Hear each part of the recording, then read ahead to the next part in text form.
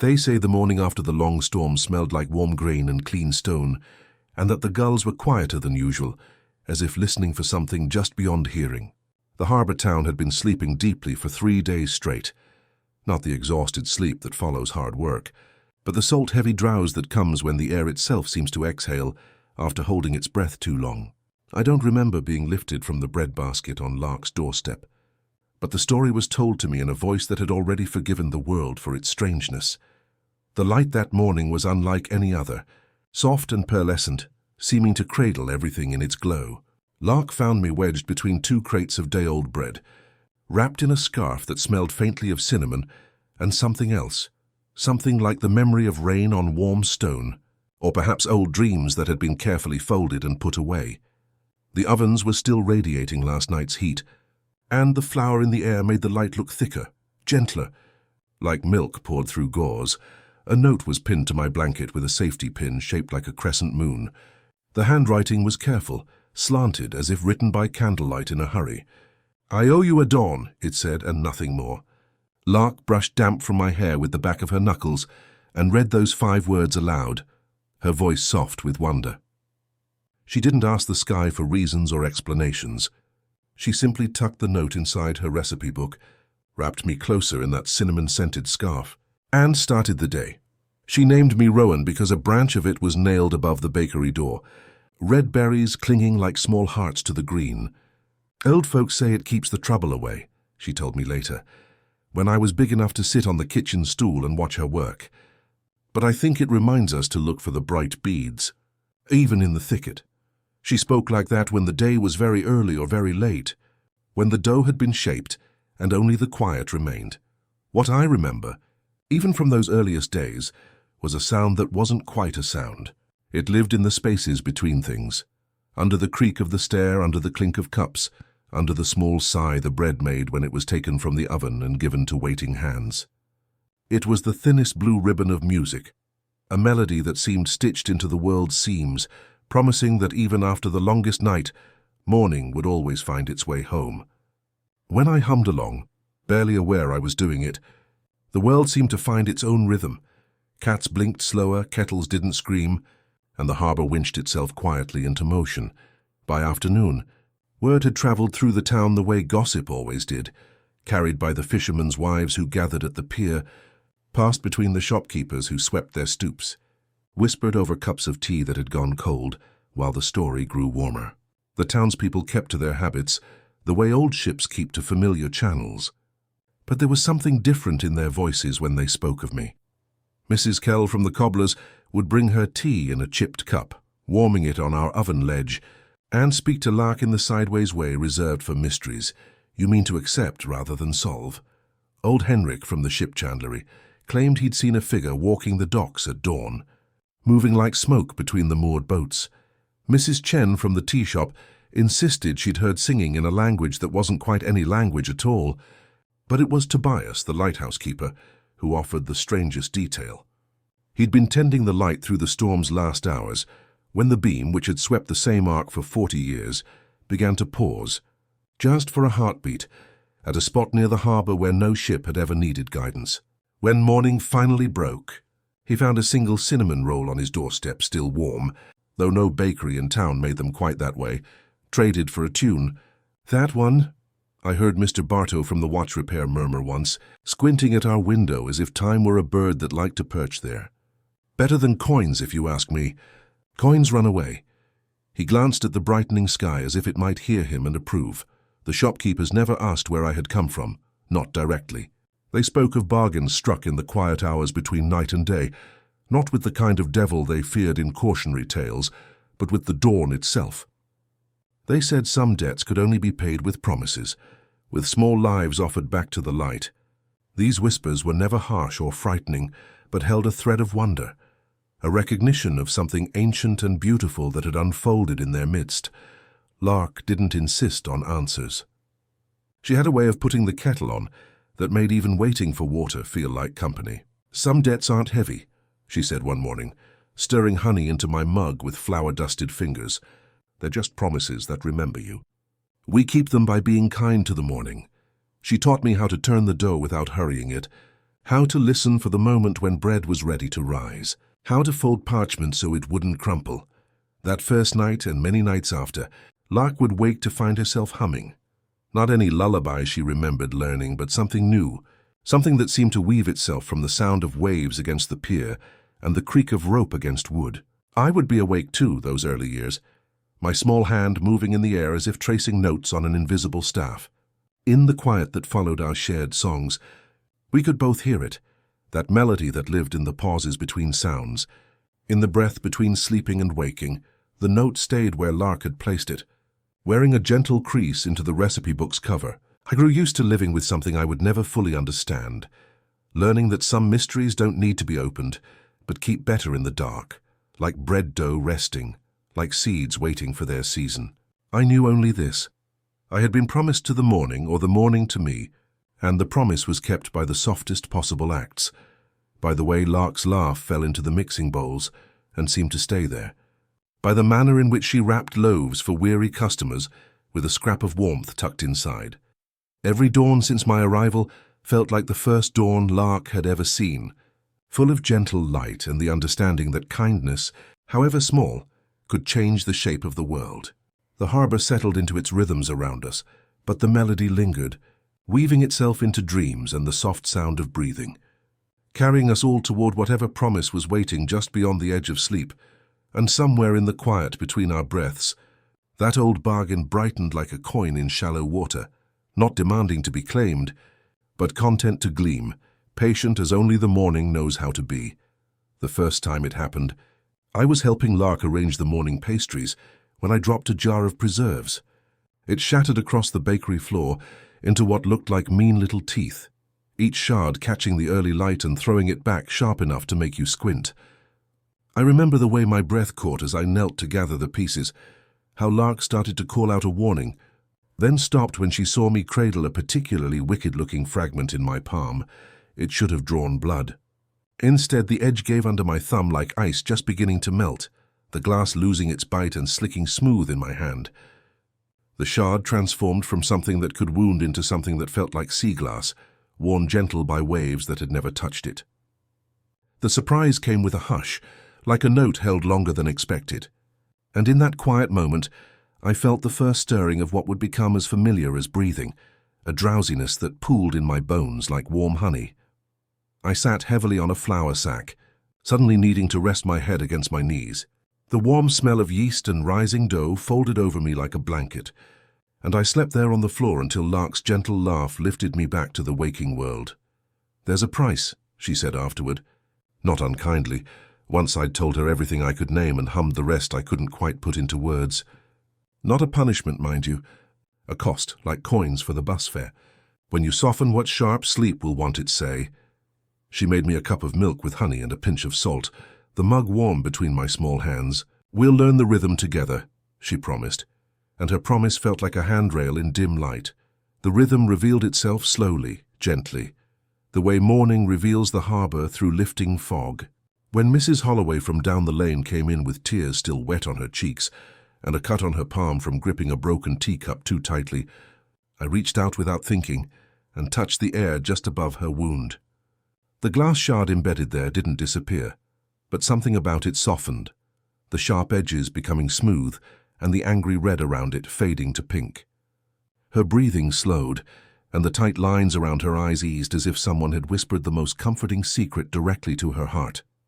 "Well," she said, blinking at her palm as if it belonged to someone else. "That's much better. Thank you, little one." But as she left with her pain transformed into something manageable, that familiar drowsiness settled into me again, and I found myself curled up on the cot in the back room, dreaming of soft things, clouds that felt like cotton and rain that fell upward. What surprised me most was discovering that the gift worked on things that weren't quite solid. A harsh word, flung across the counter by a frustrated customer, would hang in the air sharp and stinging.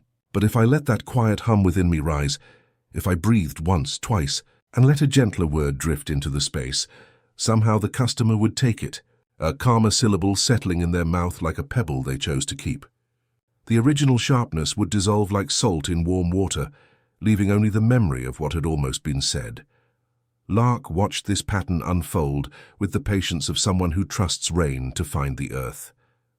She didn't make a spectacle of it, or call attention to what I could do. Instead, she folded this new knowledge into our days like sugar into batter, teaching me to make sandwiches for the fishermen who left before dawn, thick cuts of bread with mustard and sweet pickles, wrapped in paper that she let me mark with chalk. Stars, mostly. Simple, five-pointed, uneven the way real stars are, some smudged where my fingers were still damp with flour. "The dark is big out there on the water," she explained, tucking a stack of wrapped sandwiches into the delivery basket. "Light doesn't need to be big to matter. A small star is still a star. It's a little bit of sky they can carry with them, so they don't forget where the light comes from, even when it's darkest." I began to understand that each star I drew was part of the same gentle bargain that governed my gift. As I focused on the simple, radiating shape, I felt that familiar hum within me, that quiet softening, and the sweet, irresistible pull toward sleep. It was as if each harsh edge I smoothed, each angry word I gentled, each tiny constellation I tucked into a fisherman's lunch was a small payment that helped keep the world from being too rough, too unforgiving. The townspeople noticed in their sideways ways. They began leaving tangled fishing nets at our door, not because they couldn't work the knots free themselves, but because they liked how the rope looked after my hands had worried the stubbornness out of it, relaxed, as if it had remembered something better to do than cinch itself tight. Mrs. Chen started bringing tea leaves that had gone bitter from sitting too long, asking me to hold the tin for just a moment before she brewed again. "Rest is not weakness," Lark would tell me on afternoons when I felt guilty for sleeping while she worked alone in the shop. "Rest is what makes the next kindness possible. The world needs people who know how to be gentle, but it also needs people who know when to pause." And so we settled into our rhythm, the giving and the drowsing, the softening and the sleeping, all of it threaded through with that wordless melody that seemed to live in the spaces between heartbeats. Some afternoons, when the light slanted just right through the windows and the harbor grew quiet except for water lapping against the pier, I would find myself humming that thin blue ribbon of tune, and Lark would join in, her voice weaving around mine like two streams finding their way to the same river. In those moments, the entire bakery seemed to exhale, and customers would linger longer than usual, reluctant to break the spell of contentment that had settled over everything like the softest blanket. The townspeople began calling these interludes the quiet hours, times when the ordinary world seemed to thin just enough to let something gentler shine through, and always, threading through everything like a promise kept in whispers, was that melody, carrying us all forward into whatever gentle mystery was waiting just beyond the next breath, the next act of kindness, the next soft surrender to sleep. The rhythm we discovered, that gentle exchange of kindness for drowsiness, became the quiet heartbeat measuring my childhood, more reliable than any clock tower chiming across the harbor. Days flowed into weeks like water finding its level, marked not by calendars but by the changing quality of light through the bakery, windows, and the deepening understanding that every soft gesture carried its own sweet weight of sleep. The stairwell of our building learned to sing with me. Each step had its own voice. The second tread offered a low, welcoming groan, the fifth gave a bright little click, and the seventh sighed with contentment when you paused there to look through the window at the forest of masts sleeping in the harbor. I would curl on the half-landing with a cushion and Lark's cinnamon-scented scarf, humming that wordless melody that seemed stitched into the world's seams. The old wood answered back in its familiar notes, and somewhere in that gentle exchange of sound and breath, the entire house seemed to exhale, settling deeper into its foundations. We began measuring mornings by the way the stairs sang. On peaceful days, each creak was a syllable of welcome. On rougher mornings, when the harbor wind carried salt and worry, the second step would complain twice before settling, and Lark would add an extra spoonful of honey to our tea. "Everything speaks if you're patient enough to listen," she would say, her flour-dusted hands moving through the familiar dance of kneading and shaping. "You don't need to be clever to understand. You only need to listen longer than most people think to try." I listened in the spaces between Lark's words, behind the comfortable thud of flour sacks being moved, in the soft drift of steam against glass.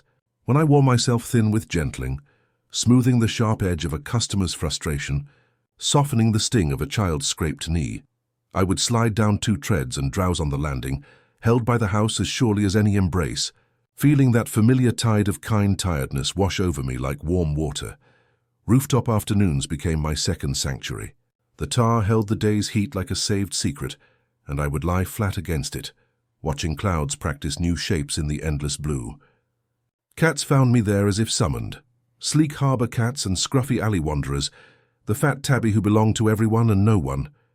They would settle their careful weight against my ribs, and our breathing would synchronize until we made one small, steady sea of contentment. From up there, the town spread below like a story someone was still writing, full of gentle purpose and the quiet music of people caring for one another. The cats understood something I was only beginning to learn. They recognized the warmth I carried, not the kind that comes from fever or exertion, but the deeper heat that radiates from bones that have learned to hold peace. Biscuit, a grey tom with white paws, would appear whenever drowsiness claimed me, draping himself across my chest like a purring blanket. "They know you make the world feel safer," Lark observed, scratching behind his ears until his contentment rumbled through both of us. "Just by being in it, you remind everything that gentleness is possible." My gift deepened as I grew, becoming more nuanced, more attuned to what truly needed softening. I learned there was a difference between making things soft and making them gentle. When Lark handed me a knife to dry, its blade gleaming in the lamplight, I understood what she meant.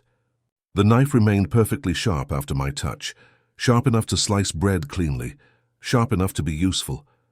But something about its presence became less threatening, as if the blade had remembered its purpose was to nourish, not to wound. "Not everything sharp needs to be smooth," Lark explained one evening as we cleaned the last flour from the counters. "Some edges are meant to stay keen. They help us cut through to truth or protect what's precious. Your gift isn't about erasing difficulty, love. It's about helping it find its gentler expression." She paused, watching me consider this. "You're not meant to be a sponge, soaking up all the world's pain. You're meant to be a shore, letting the waves come and go, wearing them smooth without losing yourself in the process." The townspeople began to understand this rhythm without quite naming it. They would linger in the bakery during what they started calling the quiet hours, reluctant to break the spell of contentment that seemed to settle over everything like the softest blanket. Children learned our door opened, if you leaned your whole self against it, kindness and all. Mrs. Brennan from upstairs would pause on the landing when I hummed, her arthritis-stiff fingers relaxing against the banister as the melody found her.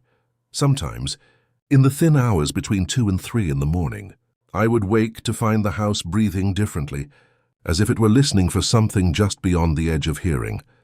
The kitchen would smell briefly of chalk and cloves, a scent I had no name for and every name for, and Lark, half awake, would murmur, "Not yet, love," as if calming a shy guest on the far side of a threshold we couldn't quite see. We didn't question these small mysteries. We simply set out an extra cup and trusted that whatever was waiting would make itself known when the time was right.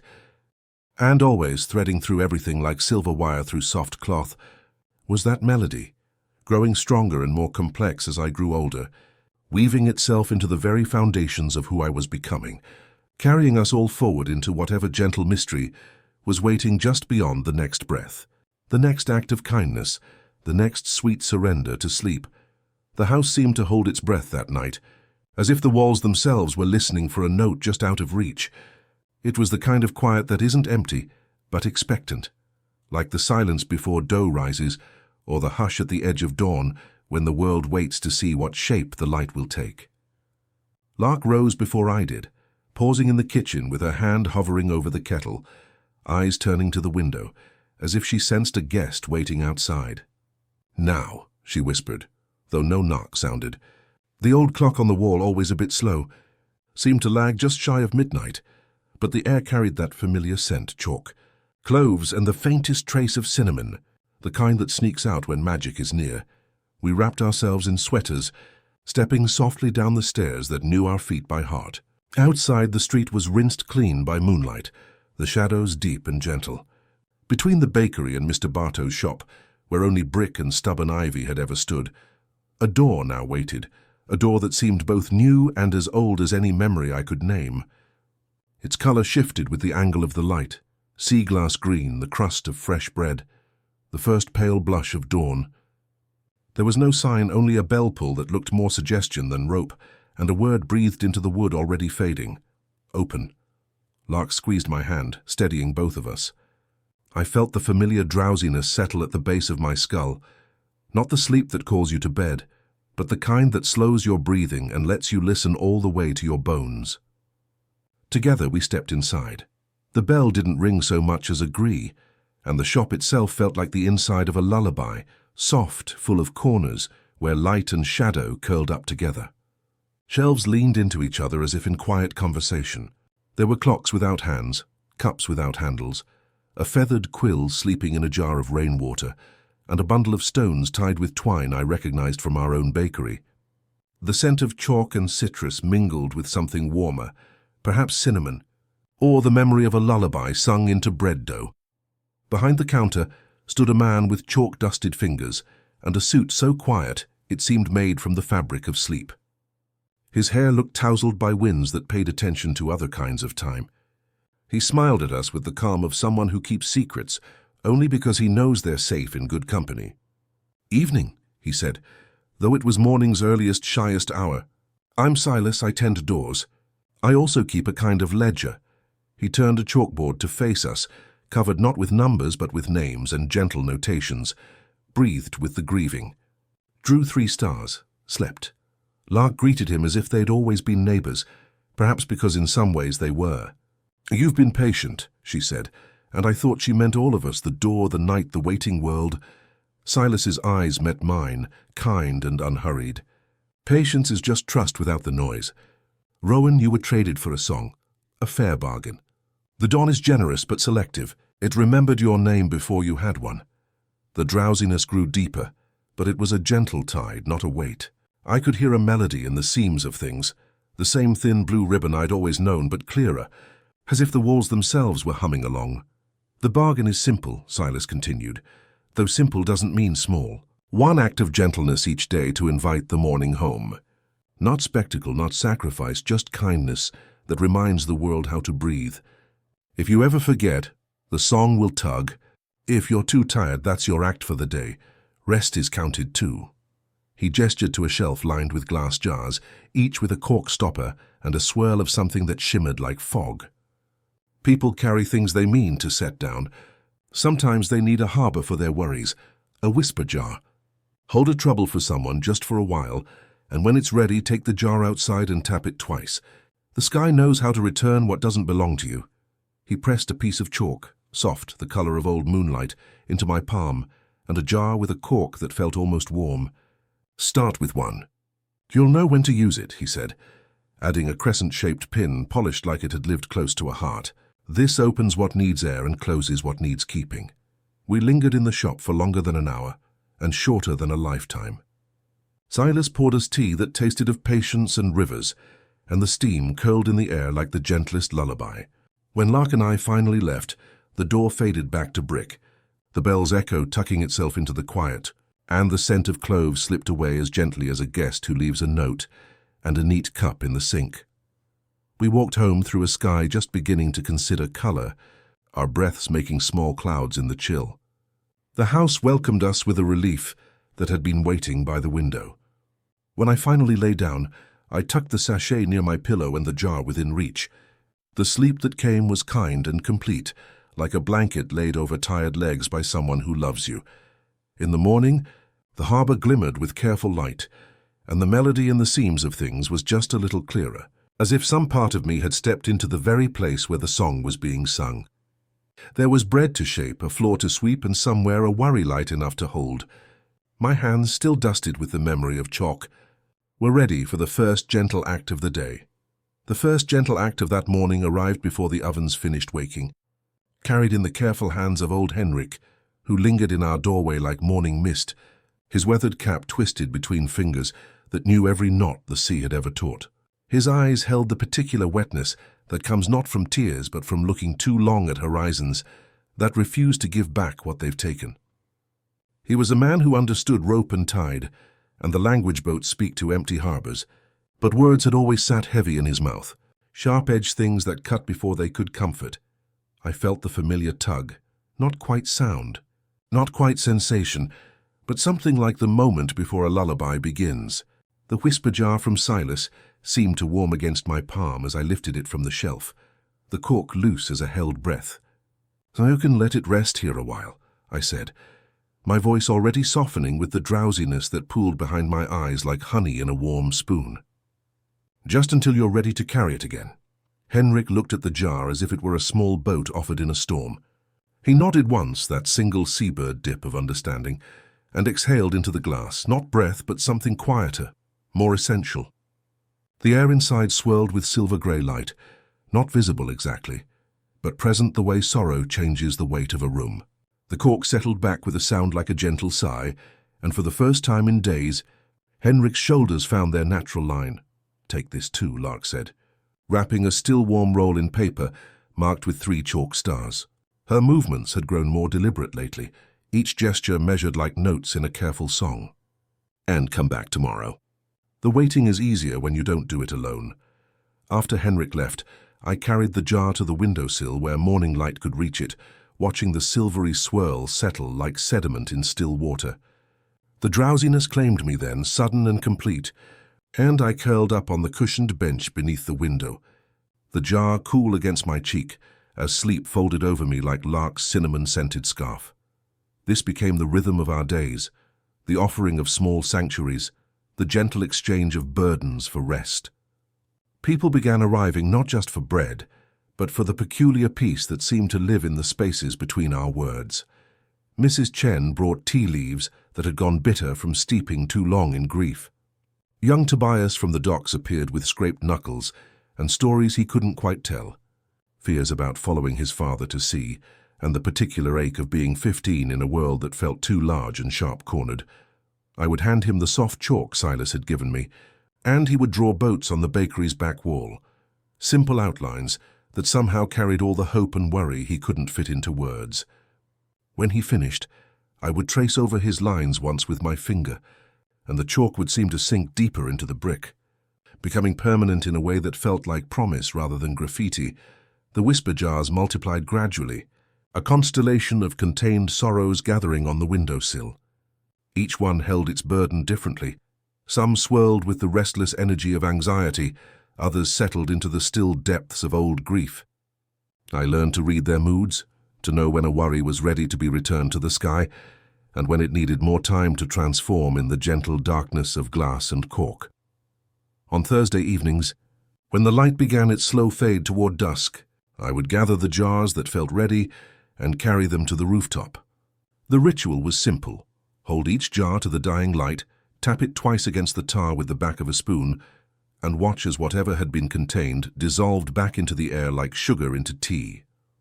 The sky accepted these offerings without ceremony, the way it accepts rain or birdsong or the last breath of day.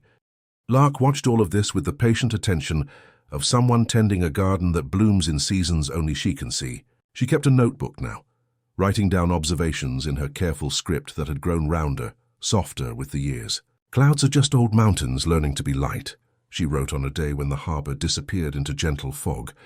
"Worry shared is worry halved, but kindness shared is kindness doubled. Sleep is not the absence of wakefulness, it's the presence of trust." She would read these aloud sometimes while we worked, her voice weaving through the comfortable sounds of measuring and mixing, adding another layer to the melody that seemed to live in the very foundations of our life. Her hair, once the color of fresh-baked bread, was now streaked with silver like moonlight on water, and her laughter, though just as frequent, ended softer now, as if it too had learned the value of settling gently.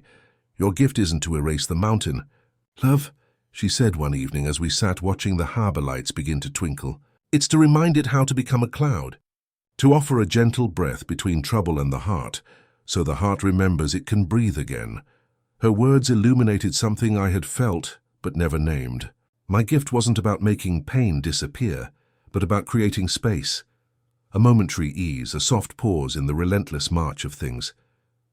Each whisper jar I filled, each sharp word I softened, each troubled brow I eased, was not an act of erasure but a gentle intervention, a reminder that the world could be a little less harsh, a little more yielding, and through it all, that thin blue melody grew stronger, more complex, weaving itself not just through my dreams, but through the very air we breathed.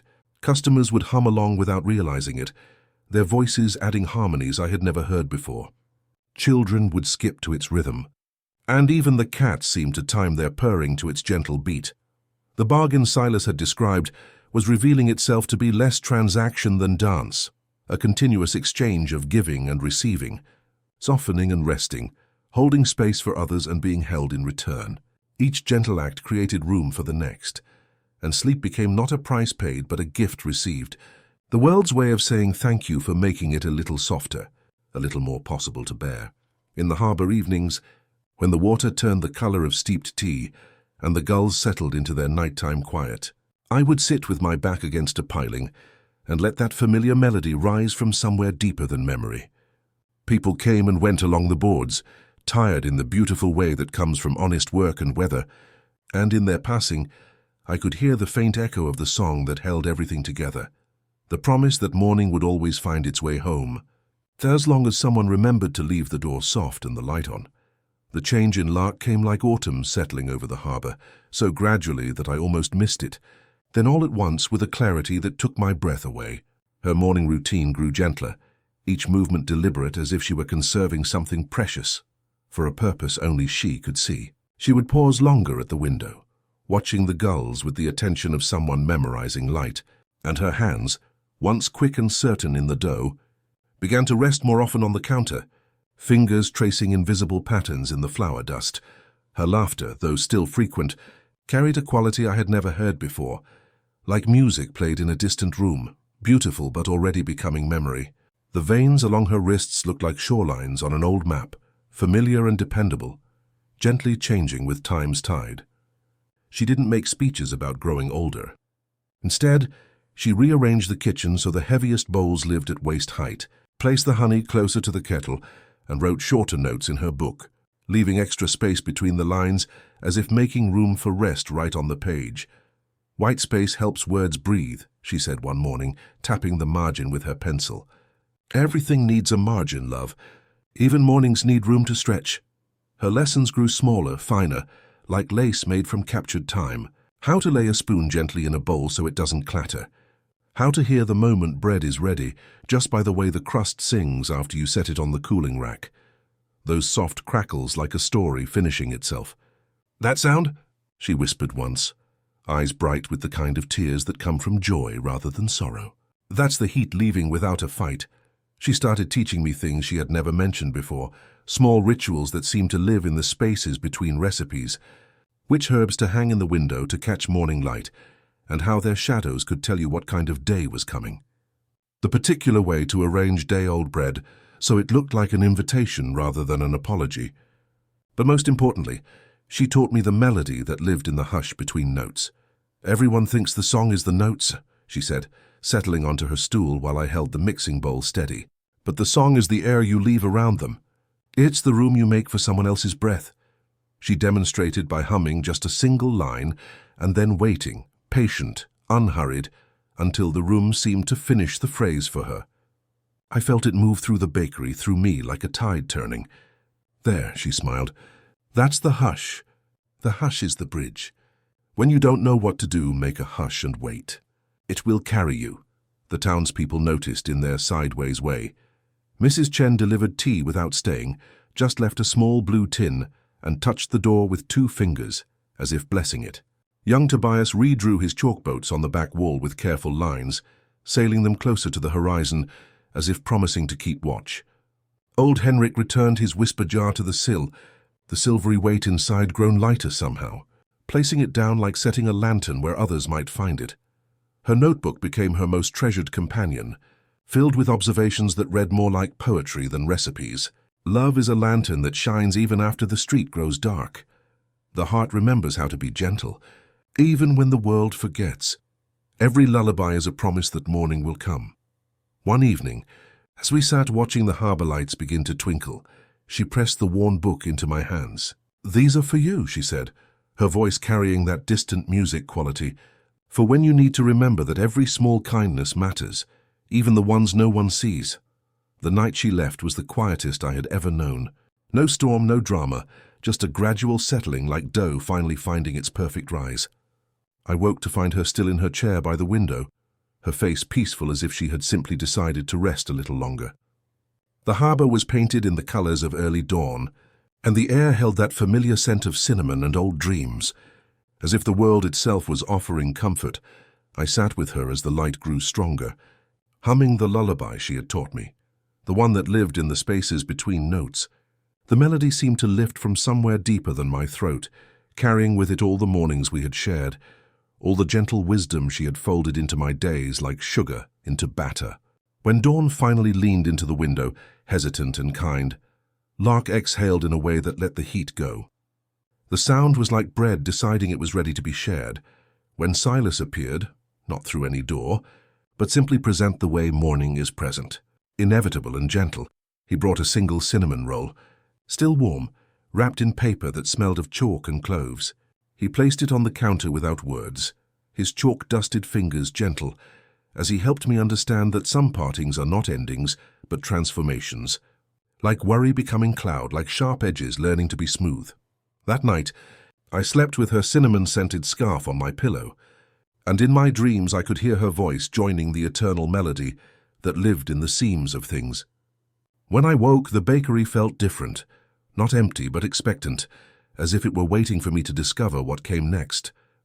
The whisper jars caught the morning light and threw it back in gentle rainbows, and somewhere in that play of light and glass, I understood that love is indeed a lantern, shining even after the street grows dark, illuminating the path forward with the accumulated brightness of every small kindness ever shared. The melody continued, carried now by my voice alone, but somehow richer, for having been taught by someone who understood that the most beautiful songs are the ones we pass along, note by gentle note, hush by patient hush, until they become part of the very air we breathe. The weeks following Lark's gentle leaving moved like water finding its level, each day settling into the space her absence had created. I continued the bakery's rhythms out of habit more than purpose, measuring flour with hands that remembered her guidance, humming melodies that felt thinner without her harmony weaving through them. The whisper jars on the windowsill caught morning light and threw it back in gentle rainbows. But fewer people came with troubles to share, as if the town sensed that something essential had shifted, that the harbour was preparing to release what it had held so carefully. The change came not as revelation, but as recognition the way dawn arrives. So gradually you don't notice until the world is already bright. I would catch myself staring at the horizon beyond the harbour mouth, feeling that wordless melody tug at something deeper than memory. The bakery, which had once felt like the perfect size for 2 voices and 4 hands, now seemed to echo with too much space. Even the stairs sang differently, their familiar creaks carrying a question I couldn't quite name, but was beginning to understand. Silas appeared on a morning when the fog hung so thick you could barely see the pier from the window, materializing in the doorway like a thought that had finally found its voice. He carried no ledger this time, only a brown envelope that smelled faintly of rain on warm stone and distant places. Inside was a newspaper clipping, Night Cafe Seeks Gentle Soul, and a transit map with a circle drawn where 2 lines crossed like a promise. "Doors notice when you're ready," he said, setting the envelope beside Lark's notebook with the reverence of someone placing flowers on an altar. The city hums with its own music, but it needs people who remember how to listen for the spaces between the notes. His chalk-dusted fingers touched the notebook's worn cover. She knew this day would come. Love that stays still becomes a shrine. Love that travels becomes a bridge. The townspeople gathered at dawn to see me off, their faces carrying that particular mixture of sadness and understanding that comes when someone you love needs to follow a song only they can hear. Old Henrik pressed a compass into my palm, its needle trembling toward magnetic north, with the patience of something that has always known its purpose. "For when the melody gets quiet," he said, his weathered hands steady around mine. Mrs. Chen offered a tin of tea that smelled like rain on warm stones, and young Tobias, now grown tall enough to see over the pier railings, handed me a piece of chalk worn smooth by nervous fingers. "Draw new boats," he said, his voice carrying the confidence of someone who had learned to trust horizons. "And send a star back when you can." I packed Lark's cinnamon-scented scarf, her notebook filled with gentle wisdom, and a collection of empty whisper jars wrapped in soft cloth like eggs meant for a long journey.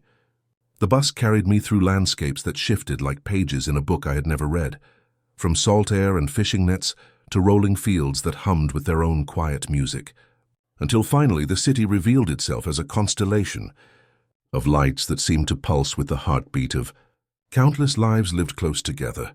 The city sang differently than the harbor, not with the steady rhythm of tide and wind, but with a more complex melody, layered and urgent, full of footsteps and car horns, and the particular music people make when they're all moving towards something they hope will matter. The streets hummed with neon rivers, and steam rising from grates like slow clouds deciding which direction to drift. Even in the darkness, the city never truly slept, only shifted from one kind of wakefulness to another. I found work at a night cafe called the Crescent Moon, tucked between a laundromat and a bookstore that stayed open until midnight. The owner, a woman named Mira with silver-streaked hair and eyes the color of strong coffee, hired me after I made her a sandwich she hadn't ordered, thick slices of bread with honey and sea salt, wrapped in paper I had marked with a simple star. She took one bite, paused and looked at me as if I had just reminded her of something important she had temporarily forgotten. "You'll work the late shift," she said, not unkindly. "People who need food at 3 in the morning usually need more than food. Can you handle that?" I nodded, feeling the familiar tug of that wordless melody, the gentle pull toward whatever small kindness was waiting to be offered. The night cafe became my new harbor, filled with a different kind of tide, nurses finishing 12-hour shifts, bike messengers warming their hands around cups of tea, insomniacs seeking the company of strangers who understood that some hours are too quiet to bear alone. I learned to read their needs in the way they approached the counter, the particular slump of shoulders that asked for comfort, the restless energy that needed something to do with worried hands. I invented sandwiches named after weather, carrying forward Lark's lesson that comfort could be folded into the simplest gestures. The gentle rain, cucumber and cream cheese with herbs that tasted like morning mist. The warm front, roasted vegetables and soft cheese that melted like sunshine. The clear sky, simple bread and butter with a sprinkle of salt that caught the light like stars. Each one came wrapped in paper, marked with chalk constellations, small maps of comfort for people navigating the vast darkness of city nights. My gift adapted to the urban rhythm, learning to soften the sharp edges that city life could create. When a customer's frustration erupted in harsh words at the counter, I would breathe once, twice, and let a gentler response drift into the space between anger and understanding. The sharpness would seem to hit an invisible cushion, losing its sting, becoming something manageable. And always, that familiar drowsiness would pool in my bones afterward, the world's way of asking for rest in return for kindness given. It was under the overpass 3 blocks from the cafe that I met Rin, though meeting seems too simple a word for what happened when our paths crossed in that concrete cavern where the city's heartbeat echoed loudest. She was painting stars on the underside of the bridge, not the perfect 5-pointed shapes I drew with chalk, but wild, sprawling constellations that looked like they had been caught mid-dance across the grey expanse. Her paint glowed softly in the dim light, made from stubborn things chalk dust stirred into glue. Broken crayon melted with candle ends, alchemies invented by someone who couldn't afford what the art store swore was necessary. "Those aren't astronomically correct," I said, settling my delivery bag against a concrete pillar and watching her add another spiraling galaxy to her celestial mural. "Neither are dreams," she replied without looking down from her ladder, "but they still light up the dark." When she finally descended, paint-stained fingers wiping on a cloth that had seen 1,000 colors, she looked at me with eyes that seemed to hold their own constellations. "You're the sandwich person. People talk about you, how the food tastes like comfort, how the paper makes them think of home." That night she walked with me on my delivery rounds, her presence making the streets seem less vast and more like a neighborhood where kindness could take root. When we stopped at the emergency room to drop off a bag of Gentle Rain sandwiches for the night staff, she began sketching small birds in the margins of napkins, creatures that looked like notes from a song about resilience, leaving them beside the sandwiches like tiny gifts. As dawn began to paint the sky in soft pastels, Rin made a pillow from her paint-stained jacket and gestured for me to rest against a wall where her newest constellation caught the early light. "Do you get sleepy when you're kind?" she observed, not as a question but as a gentle recognition. Like the world asks for a nap in return, I dozed there in the paint-scented air, feeling that familiar tide of drowsiness wash over me. But this time it felt different, not like a weight I carried alone, but like a rhythm I shared with someone who understood that rest is not weakness, but a necessary pause in the endless song of caring for one another. When I woke, Rin had added a small star directly above where I had slept, and somehow in that gesture, the city began to feel less vast and more like home. The melody that had carried me from the harbour town was growing more complex, adding harmonies I had never heard before, weaving itself into the urban symphony of sirens and subway trains and the particular music people make when they discover they are not alone in the dark after all. Each night brought new opportunities for small kindnesses, new voices to add to the song, new constellations to map in the endless sky of human connection, and somewhere in the gentle exchange of sandwiches for smiles, of chalk stars for moments of peace, of drowsy rest for a world made softer, I began to understand that love truly is a lantern that shines even after the street grows dark. Not by staying in one place, but by being carried forward, one gentle step at a time, into whatever new dawn is waiting to be born. The city's rhythm began to match the gentle cadence I had always known, though it took weeks for me to recognize the familiar melody woven through subway rumbles and late-night sirens. Rin's presence made the urban symphony more comprehensible, her painted constellations serving as waypoints in a landscape that might otherwise have felt too vast to navigate. We developed an unspoken understanding. She would appear at the cafe around midnight, carrying brushes and small containers of homemade paint, ready to transform whatever corner of concrete had caught her attention that day. The change came gradually, like dawn settling over water. Customers began lingering longer after their sandwiches were finished, reluctant to break the spell of contentment that seemed to settle over everything like the softest blanket. A bike messenger would pause mid-bite, his shoulders dropping as tension he'd carried for blocks simply dissolved. An insomniac would find herself humming along to a melody she couldn't quite place, her restless energy settling into something more like peace. "You get sleepy when you're kind," Rin observed one night, watching me curl up on the staff room bench after helping a particularly troubled customer find words for the worry that had been eating at her edges. "Like the world asks for a nap in return." She made a pillow from her paint-stained jacket, settling it under my head with the reverence of someone who understood that rest was not weakness, but a necessary pause in the endless song of caring for one another. It was during one of these gentle surrenders to drowsiness that the familiar scent of chalk and cloves began to thread through the cafe's usual perfume of coffee and rain-soaked coats. I woke to find Silas seated at our work table, his presence as natural as if he'd been there all along, a leather-bound notebook open before him.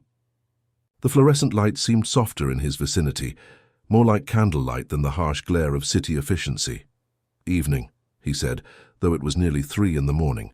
His chalk-dusted fingers rested gently on the notebook's yellowed pages, which were filled not with numbers, but with names written in elegant script.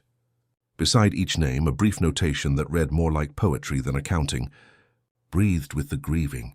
Drew 3 stars on paper. Slept while others watched." Softened what was sharp, really.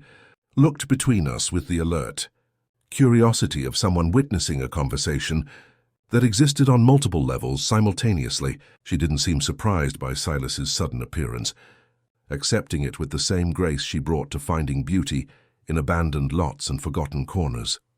"This is the true ledger," Silas explained, his voice carrying that quality of patience I remembered from our first meeting. "Not of what you gain, but of what you give, and more importantly, of what you allow yourself to receive."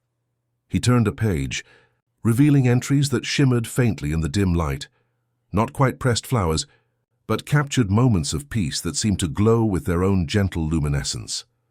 "The bargain adapts," he continued, closing the notebook with the reverence of someone handling something sacred. "One act of gentleness each day to invite the morning home. But now the morning has more addresses to visit." He gestured toward the windows, where the city stretched in all directions, a constellation of lights pulsing with the heartbeat of countless lives. "The rhythm remains: give, pause, sleep, repeat. But now rest can be shared, a gift given to others who have forgotten how to pause. From his coat pocket, he produced a small stack of linen cards, each one bearing a single word in his careful handwriting: rest. On the back, a quiet instruction: redeem for 15 minutes of unbothered breathing. No purchase necessary. Mira, who had been pretending to organize receipts while listening to our conversation, took one of the cards and held it to the light. "We'll need a quieter corner," she said, already moving a plant to create a soft wall between two tables. "Somewhere people can lay their burdens down without explanation. Can I paint it?" Rin asked, her eyes bright with possibility.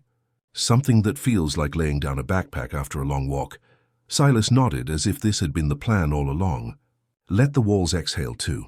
The first person to redeem a rest card was a nurse at the end of a punishing shift, her scrubs wrinkled, and her eyes holding the particular exhaustion that comes from caring for others, while forgetting to care for yourself. She approached the counter hesitantly, the card trembling slightly in her fingers. "I don't know if I'm doing this right," she whispered. "There's no wrong way to rest," I assured her, guiding her to the newly arranged corner, where Rin had painted a mural of clouds drifting across a twilight sky. "Just sit, breathe, let the world hold you for a while." She settled into the chair with a sigh that seemed to come from somewhere deeper than her lungs, and for 15 minutes she simply existed without the weight of anyone else's needs pressing against her shoulders. When the gentle timer chimed, she rose with tears in her eyes, not of sadness but of relief, as if she'd been reminded of something essential she'd temporarily forgotten. Word spread the way important news always does in cities, through whispers, through glances, through people who pay attention. The rest cards migrated into wallets and coat pockets, carried like talismans by those who understood that permission to pause was sometimes the most precious gift of all. A bike messenger redeemed one during his lunch break, helmet still on, breathing like a tide that had remembered the moon. An insomniac redeemed 2 back-to-back and fell asleep with his cheek against his forearm, waking 29 minutes later with a soft apology that no one required. I learned to mark entries in my own mental ledger, not transactions, but moments of grace. Each time someone accepted the gift of rest, each gentle word that softened a harsh exchange, each drowsy surrender that reminded me rest was not selfish but necessary. The rhythm Silas had described became the heartbeat of our days and nights, a continuous dance of giving and receiving that made the city feel less like a maze and more like a garden where kindness could take root. On a rain-heavy night when the power flickered and failed, plunging our corner of the city into velvet darkness, something magical happened. Mira lit candles that smelled faintly of bees and dust, their warm light transforming the cafe into something that felt more like a sanctuary than a business. Rin painted stars on the blacked-out windows with glow-in-the-dark paint, each dot a gentle anchor in the temporary darkness. Without the hum of machines, you could hear the whole city breathing, a vast, sleeping animal that held us all in its gentle belly. In that candle-lit hush, surrounded by the soft breathing of strangers who had found permission to rest, the idea arrived without fanfare or announcement. It simply settled beside us, patient as morning light, content to be known. "What if people could come somewhere and not have to explain why they're tired?" Rin whispered, her voice barely disturbing the peaceful air. "A place where the light is soft and time is kind. Where the ledger is written in breathing," I added, feeling the familiar tug of possibility, the gentle pull toward whatever gentle mystery was preparing to unfold. Silas, who had remained quietly present throughout the evening, leaned forward in the candlelight. "Rest likes company," he said, his smile warm and a little tired in the best way. "Give it a room. It will bring its friends." When the lights returned, the thought didn't fade. It settled deeper, like seeds finding fertile ground, ready to grow into something larger than any of us had imagined possible. The melody that had carried me from the harbor town was growing more complex, adding harmonies I had never heard before, weaving itself into the urban symphony of sirens and subway trains and the particular music people make when they discover they are not alone. In the dark, after all, the Nap Cafe was no longer just an idea. It was a promise waiting to be kept, a door preparing to open, a gentle revolution disguised as the simplest possible act, making space for rest in a world that had forgotten how to pause. And somewhere in the sweet drowsiness that claimed me as the candles burned low, I could hear tomorrow humming its patient tune, ready to help us build whatever sanctuary the world was asking us to create. The idea didn't fade with the returning lights, but settled deeper into the quiet spaces between our breathing, like seeds finding the exact patch of earth they'd been seeking. In the days that followed, the possibility grew with the patience of something that knows its time has come. Not urgent, but inevitable, like dawn finding its way through the thickest curtains. Rin would pause mid-stroke while painting her midnight constellations, her brush hovering in the air, as if listening for instructions only she could hear. Mira began humming while she worked, melodies that seemed to weave themselves around the idea, giving it shape and substance. The space found us before we found it, the way important things often do. 3 blocks from the crescent moon, tucked between a bookstore that smelled of old dreams and a flower shop that stayed open late for people who needed beauty at unexpected hours, stood a former laundromat, with windows tall enough to let in whole conversations of light. The previous tenant had left behind the gentle hum of machines that had spent years helping people transform the worn into the clean, the tired into the fresh. When I stood in the doorway and let that familiar melody rise from somewhere deeper than memory, the room seemed to exhale in recognition. It knows about cycles, Rin observed, running her paint-stained fingers along walls that had absorbed decades of quiet waiting. Washing, drying, folding, rest. It's already practiced at helping things become soft again. We opened our doors gently, the way you wake someone from a peaceful dream, slowly enough that consciousness feels like kindness rather than intrusion. The transformation happened through the accumulation of small acts of faith, each addition chosen not for efficiency, but for the way it made the heart settle. Rin climbed a borrowed ladder to paint the ceiling into a night sky that seemed to breathe with its own gentle rhythm. Constellations that shifted when you weren't looking directly at them. Clouds that drifted across the highest corners, like thoughts too beautiful to rush. The bike messenger who always ordered the warm front appeared one morning with cedar boards salvaged from a theatre set, their grain holding the memory of stories told in whispers and applause measured in sighs. Together we built shelves that made the room smell like forests remembering rain, each one fitted with cushions, donated by neighbors who understood that some gifts multiply when shared.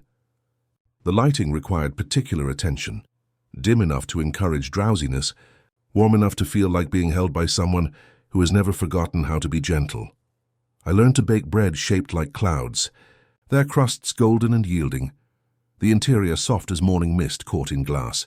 The sandwiches I crafted here carried forward everything Lark had taught me about folding comfort into the simplest gestures, but adapted for this new purpose. The gentle rain became cucumber and cream cheese with herbs that tasted like the moment before sleep. The deep rest held roasted vegetables and soft cheese that melted like patience on the tongue, each one wrapped in paper, marked with constellations drawn in that pale blue chalk Silas had given me, small maps of comfort for people navigating the vast darkness of urban exhaustion. The whisper jars found their place on windowsills that caught different light than the harbor ones had known, but they settled into their new purpose with the grace of water, finding its level. City worries had a different weight, sharper edges, more urgent rhythms, but they swirled into the glass containers with the same silver-gray light, transforming burden into something the sky could carry away on Tuesday evenings when we climbed to the roof and tapped each jar twice against the tar. Silas appeared like weather you were glad to see, not often but in ways that mattered, carrying his leather notebook and an expression of quiet satisfaction. He hung a bell near the door that made a sound like agreement when coaxed, and placed the crescent pin, mine once now given to the room, where rest would know to knock. "The ledger loves a circle," he said, watching our first visitors settle into chairs that seemed designed for the exact shape of their exhaustion. Give, pause, sleep, repeat. But now the pausing can be shared. The city learned our rhythm like a new route worth taking. Taxi lights slowed as they passed, not to stop but to witness the soft glow spilling from our windows. The flower shop next door began staying open 10 minutes later, and its owner would sometimes slip inside to turn one of our hourglasses while arrangements wilted beautifully in the gentle light. Even the espresso machine, a temperamental creature Mira lent us, adjusted its voice until the steam sounded like waves negotiating with shore. Within a month, our small sanctuary had taught the block to breathe differently. People walked past more slowly, their footsteps softer on pavement that seemed to absorb urgency and return calm. A child appeared one afternoon carrying a sandwich no one had made here. Uneven bread, jam applied with generous hope, offering it like a wild thing offers a berry. "For you," she said, her cheeks serious with the weight of doing something good. We cut it into quarters and ate slowly. Tasting courage wrapped in kindness returned. My gift adapted to this new environment, learning to work with groups rather than individuals. The drowsiness that followed each act of gentleness growing deeper, more complete, as if the world was asking for longer pauses in return for broader peace. Some nights I would rest my palm against the cedar shelf and feel tightness unknot across the room, without knowing whose burden had been lifted. The melody that had carried me from the harbour town now a symphony, woven from the breathing of strangers who had become friends. And in that gentle exchange of rest offered and received, in the soft glow of Rin's painted stars and the sweet drowsiness that claimed us all when kindness had been shared, I could hear tomorrow humming its patient tune, ready to help us build whatever sanctuary the world was asking us to create next. One gentle breath at a time, the warning came softly, the way the body always offers gentleness first, a thin tremor in my fingers while wrapping the deep rest, for a construction worker whose eyes held the weight of concrete and sleepless nights. A small blur at the edges of Rin's painted constellations, when I lifted 2 whisper jars simultaneously, a yawn that felt like a door politely asking to be opened. I had been pushing past these gentle signals for days, telling myself that each person who entered our sanctuary deserved the full measure of comfort I could offer, that resting while others suffered was a luxury I couldn't afford. The nap cafe had become more than we had ever imagined, a lighthouse for the weary in a city that never truly slept, drawing night shift workers and insomniacs, students cramming for exams and parents stealing moments between obligations. Word had spread through the hidden networks of exhaustion, carried by those who understood that some gifts were too precious to keep to themselves. With each new visitor came new needs, new sorrows to hold in whisper jars, new sharp edges to soften with that familiar melody that had carried me from the harbour town. But the rhythm I had known since childhood, give, pause, sleep, repeat, began to stretch and strain under the weight of so many hearts pressing against the walls of our small space. I found myself reaching for that thin blue ribbon of music more frequently, the gentle exchange of kindness for drowsiness becoming less exchange and more expenditure. Each act of softening left me more deeply submerged in that sweet, irresistible tide of sleep, but I kept pushing through, convinced that the next cup of tea, the next conversation with Rin, the next breath of fresh air would be enough to reset the balance. The melody that usually hummed within me began to feel strained, like a wire pulled too taut, threatening to snap. The soft scents of coffee and bread, usually so comforting, sometimes felt overwhelming. The gentle chatter of the cafe began to grate like pebbles underfoot. The world, which I had worked so hard to soften, began to feel sharp and insistent again, as if my gift was losing its power to transform rough edges into smooth ones. It happened on a morning when the fog hung thick outside our windows, muffling the city's usual urgency. A regular customer, the bike messenger who always ordered the warm front, arrived with shoulders that carried more than weather could explain. His frustration erupted in harsh words about missed deliveries and impossible deadlines, the anger sharp enough to cut. I reached out instinctively, letting that familiar melody rise from somewhere deeper than memory, expecting the usual gentle tug that would soften his edges and settle the drowsiness into my bones like warm honey. Instead, something deeper pulled, not the gentle tide I knew, but an overwhelming wave that swallowed light. The harsh words didn't soften. They seemed to bounce off me and lodge somewhere in my chest. The room tilted, not violently, but with the slow grace of a ship finding its balance in calm water, and I felt my knees meet the cedar floor with a softness that suggested the boards had been expecting this moment. The familiar drowsiness didn't pull gently this time, but rose like a tide that had been held back too long, carrying with it the accumulated weight of every kindness I had offered, without taking time to receive the rest the world had been trying to give me in return.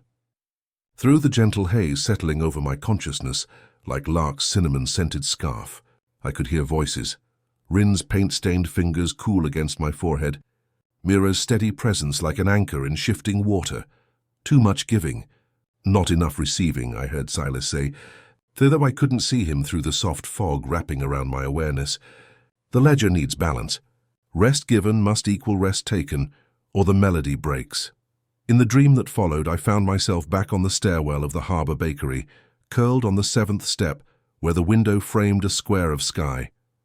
The familiar voices of the treads welcomed me, the 2nd offering its low groan, the 5th clicking bright, the 7th sighing with contentment. Lark sat 2 steps below me, her hands busy with nothing at all, which was how I knew it was a dream.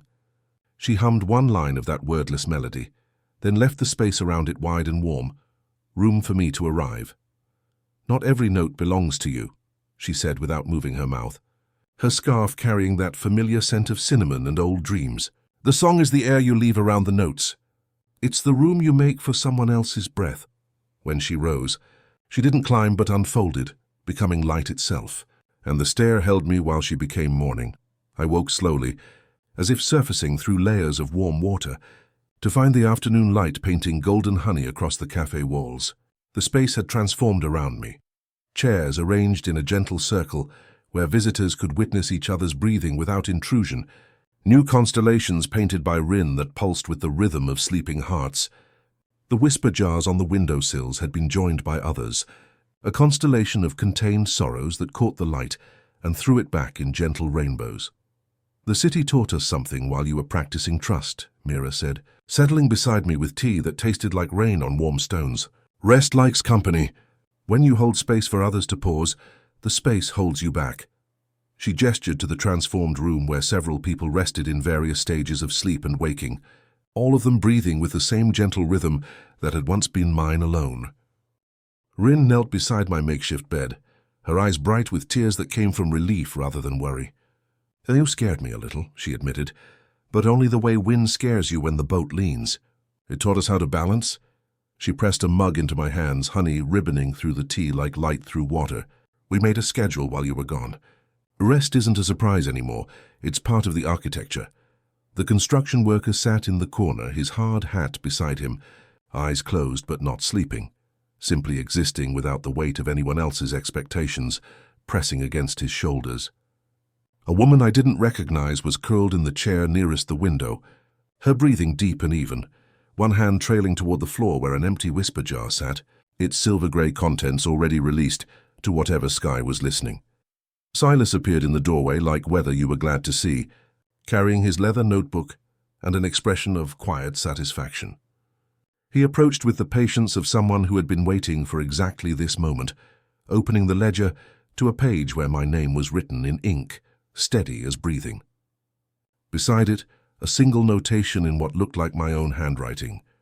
"Slept and returned the morning." "The bargain adapts," he said, his chalk-dusted fingers gentle as he helped me understand that by yielding, I hadn't withdrawn my promise from the world, but deepened it.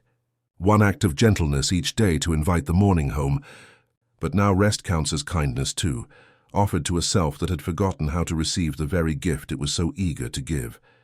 We established new rhythms that evening, not as rules, but as gentle reminders woven into the fabric of our days. A bell would sing at certain hours, and whoever heard it first would say, "Hush now," and the room would lower its shoulders and make space for sleep, mine, anyone's. Rest cards hung on a small pegboard for staff alone, because givers forget they are allowed to receive. We agreed the whisper jars would never be lifted 2 at a time, and Mira insisted on a bowl of sliced oranges, scenting the counter, because their brightness reminded tired people of summer in their hands. Before we closed that night, someone knocked gently and left a parcel on the doorstep, a homemade sandwich wrapped in waxed paper with a note written in careful print, "For when you can't get to the bakery."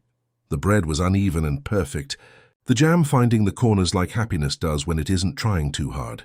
We cut it into quarters and ate quietly, tasting the sweetness of kindness coming back around. The melody that had carried me from the harbour town was still there when I finally lay down to sleep, but richer now, woven from multiple voices, strengthened by the understanding that the most beautiful songs are not sung alone, but in harmony with others, who know that sometimes the greatest act of love is allowing yourself to be loved in return. The city breathed with me as I drifted toward dreams, and in the morning, the ledger inside felt balanced without arithmetic. Rest had counted, the body had spoken and been heard, and somewhere beyond the window, dawn waited like a patient friend, ready to begin again. The understanding that rest could be kindness transformed not just our small sanctuary, but the very air around it, as if the city block itself had learned to breathe more slowly. The first sign came wrapped in waxed paper on our doorstep, a sandwich made by small, careful hands, the bread thick and slightly uneven, jam finding the corners with the unself-conscious joy of someone who had learned that imperfection could be its own kind of beauty. When we unwrapped it that morning, the scent of homemade goodness filled the early air, and I felt a warmth spread through me that was deeper than any sleep could offer. We cut it into quarters. Rin, Mira, and I eating slowly, and savoring the sweetness of kindness returned. It tasted like being seen, like being remembered, like the unspoken understanding that sometimes even the givers need to receive.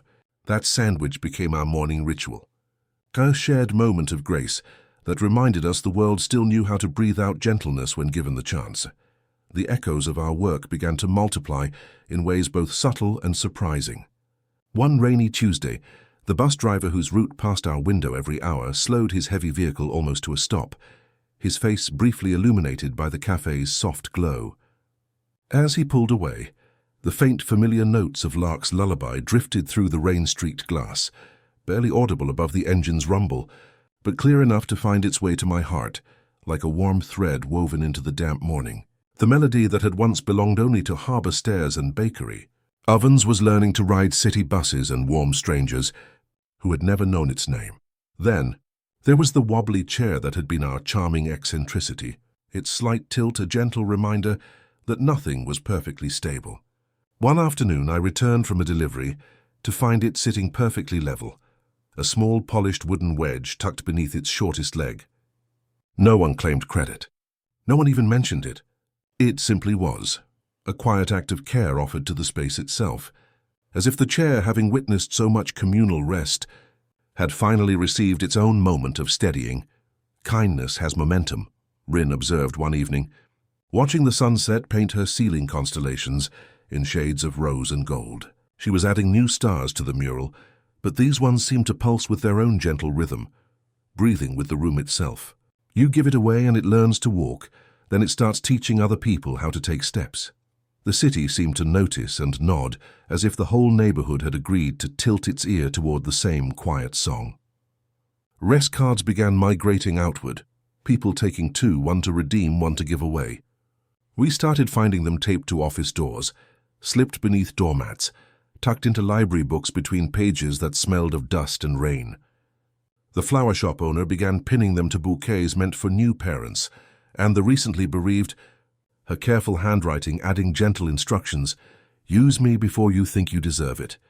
The whisper jars changed too, their contents growing lighter, more luminous, as if the troubles people brought were already half transformed by the journey to our door. Instead of only sorrows, they began to catch offerings, folded paper birds, smooth stones that smelled of river water, tiny notes that read simply, I slept. When we carried them to the rooftop on Tuesday evenings, the contents seemed to rise toward the sky with less reluctance, eager to return to whatever vast conversation the clouds were always having about the nature of letting go. Silas appeared one night like weather choosing to be kind, his leather notebook open to pages that shimmered with entries made in handwriting I didn't recognize. The ledger had grown beyond my solitary acts, filled now with names written in different scripts, some careful and precise, others flowing like water, a few in the unsteady letters of children, learning to hold pencils like promises. The bargain has learned to keep itself through other hands, he said softly, his chalk-dusted fingers tracing entries that read like poetry written by the city itself. Shared soup on a cold morning, hummed a song I didn't know I knew, helped someone carry groceries and felt lighter afterward. Each notation was followed by a small symbol, a star, a crescent moon, a simple heart drawn with the careful attention of someone who believed in the power of small marks to change the world. You're not the only one carrying the dawn anymore, Silas continued, tapping the page as if coaxing a bird from its nest. The promise you keep has learned to multiply.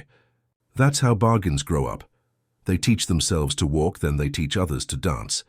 The drowsy contentment that followed my acts of softening became less a personal expenditure and more a communal rhythm.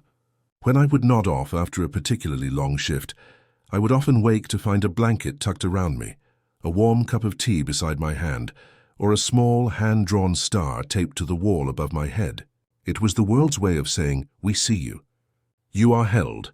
This understanding that my gift was never solitary, that it was a thread in a larger tapestry, didn't diminish its power but amplified it. The melody that had carried me from the harbour town was no longer just mine or Lark's.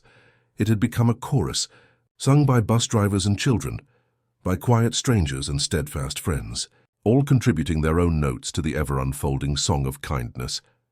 Each voice added harmonies I had never heard before, weaving themselves into the urban symphony until even the sirens and subway trains seemed to pulse with something gentler than urgency.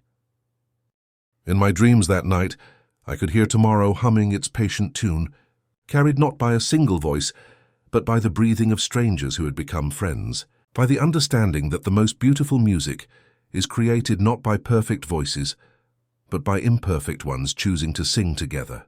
The city settled into sleep around our small sanctuary, but even in the quiet hours, you could hear it, that thin blue ribbon of melody threading through dreams and the soft sound of breathing, carrying all of us forward into whatever gentle mystery was waiting just beyond the edge of consciousness, where kindness multiplies in the dark and returns as morning light, patient and inevitable as the tide finding its way home to shore. The pull toward home began not as a sudden revelation, but as an accumulation of gentle signs, like morning light gathering strength behind closed curtains.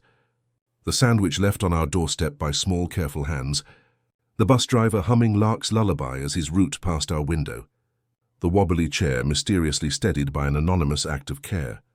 Each returned kindness created a subtle current, a tide pulling me back toward the harbour town, where my story had first learned to breathe. I found myself holding Lark's cinnamon-scented scarf more often, the fabric thin and soft with age, but still carrying the ghost of her warmth. Her notebook lay open beside me, its pages filled with wisdom that now read like gentle prophecy. Love that travels becomes a bridge. The whisper jars on our windowsill, once heavy with the city's anxieties, now held a quiet luminescence, as if their contents had transformed into captured starlight. "You're listening for something," Rin observed one evening, her brush hovering over a new constellation she was painting, birds this time, their wings spread wide as if caught mid-flight between earth and sky. She didn't turn around, but somehow saw anyway, the way people do when they've learned to read the spaces between words. Something that's calling from a long way off. The cafe had become more than we ever imagined possible, a lighthouse for the weary that drew visitors from across the city and beyond. Success, however, carried its own weight. The phone rang constantly with requests for interviews, with entrepreneurs wanting to franchise our gentle revolution, with well-meaning people who believed our magic could be measured and replicated through instruction manuals and business plans. Each conversation left me feeling slightly hollowed, as if something essential were being asked to translate itself into a language it had never been meant to speak. The decision came not as dramatic revelation, but as gentle settling, like dough finally finding its perfect rise. Rin and I talked through the long hours of a fog-wrapped night, her paint-stained fingers tracing patterns on the cedar table while we imagined what it might mean to trust the cafe to continue breathing. "Without my constant presence, it's learned how to keep itself," she said, echoing something Silas had told us months before. "Look around. People come here and teach each other how to rest. They don't need you to hold every whisper jar or soften every sharp word. The melody has learned to live in more hearts than one." Mira, when we approached her with the possibility, smiled with the knowing expression of someone who had been expecting this conversation. "The city has absorbed what you brought," she said, wiping down the counter with methodical care. "It's in the way people walk past now, slower, gentler. It's in the bus driver who hums while he works, in the flower shop that stays open 10 minutes later. You planted something, love. Now it's time to see what else needs planting." The preparation for departure felt like the inverse of arrival, not the gathering of belongings, but their gentle distribution, each meaningful object finding its way to hands that would understand its purpose. Lark's notebook went to Rin, whose painted birds seemed to flutter with approval from their perches on the walls.